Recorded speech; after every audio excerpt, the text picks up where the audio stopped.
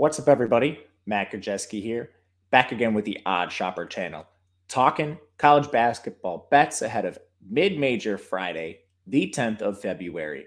Before we get started, make sure to hit that thumbs up button, subscribe to the channel, and hit the notification bell so you know when this and all other content goes live. If you're listening on podcast, please leave a rating and review over there as well. A couple housekeeping notes. We launched a new Odd Shopper Golf channel.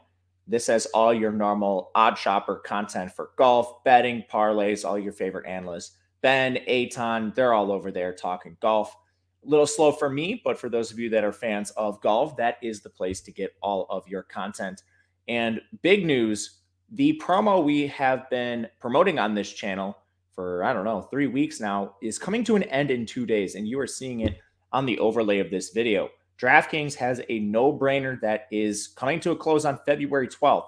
Right now, you can bet $5 on any game, any team of your choosing. Whether it wins or loses, you are instantly going to be paid $200 in the form of free bets. To take advantage of this, you can just go to the link in the video description below or head to DraftKings Sportsbook, make your first deposit of at least $5, then make that $5 wager, any team, any game of your choosing. You're automatically going to get that $200 free dollars in free bets. And maybe you could even play one of these games we'll talk about today. Mid-Major Friday, one of my favorite days, a greasy day, if you will, but the margins are pretty slim today. Before we get started, we're going to continue to recap the previous day's games.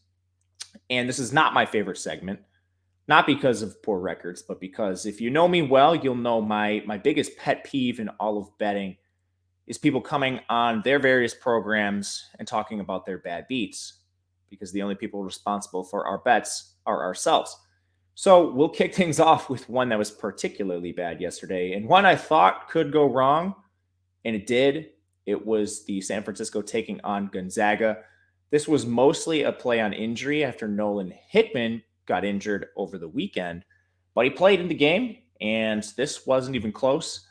They lost resoundingly, and we also will look at shot quality data. This actually scores the games back based on the shots taken on the floor. And turns out San Francisco didn't win that either. We also did not get line movement. So anytime we're making bets, we're looking back with line movement and the shot quality scores. That was a double L, so got to own it. Sometimes you have those, and took one yesterday.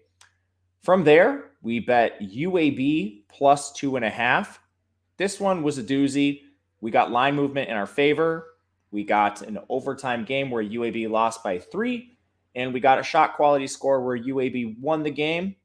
They just didn't actually win it on paper.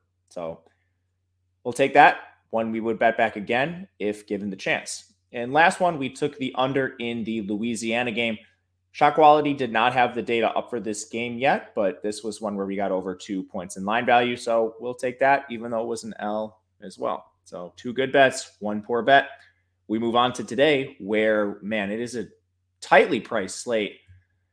One, I think the margins are pretty thin, but one I'm still willing to bet is in the Horizon League, where we have Northern Kentucky taking on Wright State. We're kind of in the middle of the pack of this Horizon League, and I don't know that there's a clear favorite anymore now that UW-Milwaukee is rattling off some L's to teams like Green Bay.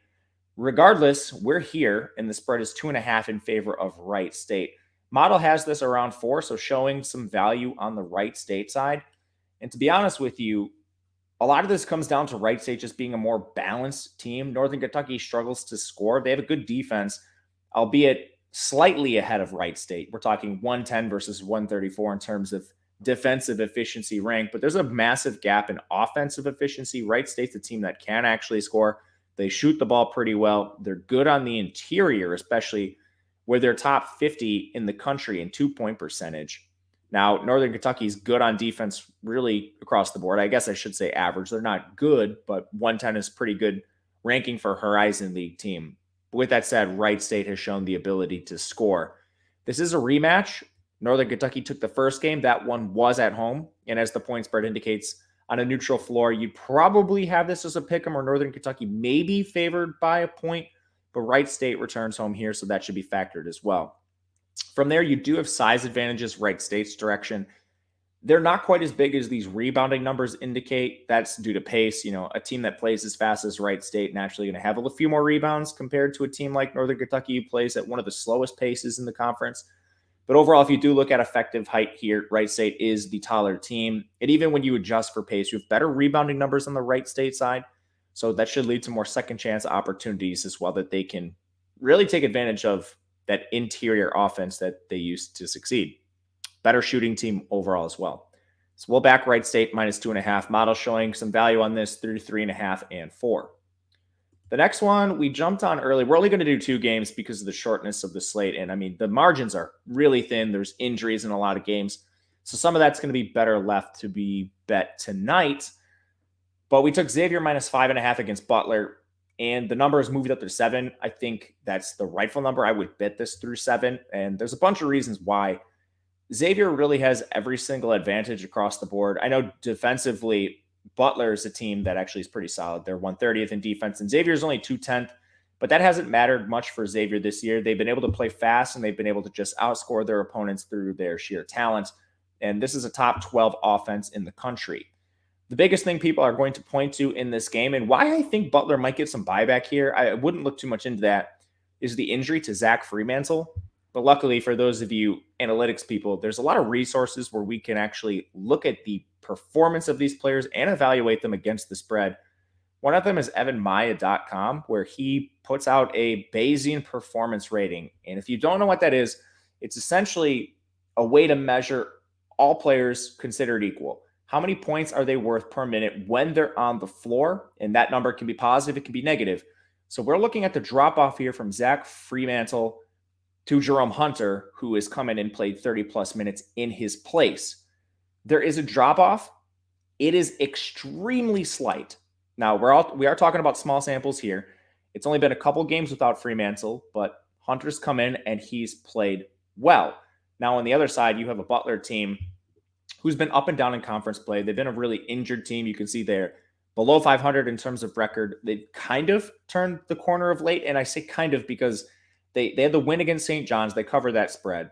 They covered against Marquette over the weekend. But prior to that, we're talking about blowout losses to Seton Hall, blowout losses to Providence, blowout losses to UConn, Creighton. We're 2 games removed from just a horrific streak of games, 4-game stretch for this Butler team. And it hasn't meant too much in terms of injuries. As soon as a player comes off the court, another one leaves. They've been playing without Chuck Harris recently. The one big player who's returned for them is Manny Bates, and he's going to be important in this matchup, trying to battle inside against Nunji and Hunter, but he's just one player. He has a bad foul rate too over the course of his career. It's actually been down a little bit this year. We're talking about one player inside who's going to be having to handle the size of Xavier, and we know that is always a problem when you're facing that team, the Musketeers overall. I mean, Hunter is still a pretty decent sized player too. Fremantle, who's out of 6'9", Hunter 6'8". So, I mean, the size difference isn't drastic. Anyway, all that to say, bet this at -5.5, comfortable with it through 7. That'll do it for us today. We're only going to do 2 plays as we prepare for the massive Saturday slate of games. Let me know what you think in the comment section about these plays. And if you'd like to, I'm on Twitter where you can reach out at Matt_Kajeski. We'll be back tomorrow. And until then, good luck, everyone. We'll see you then.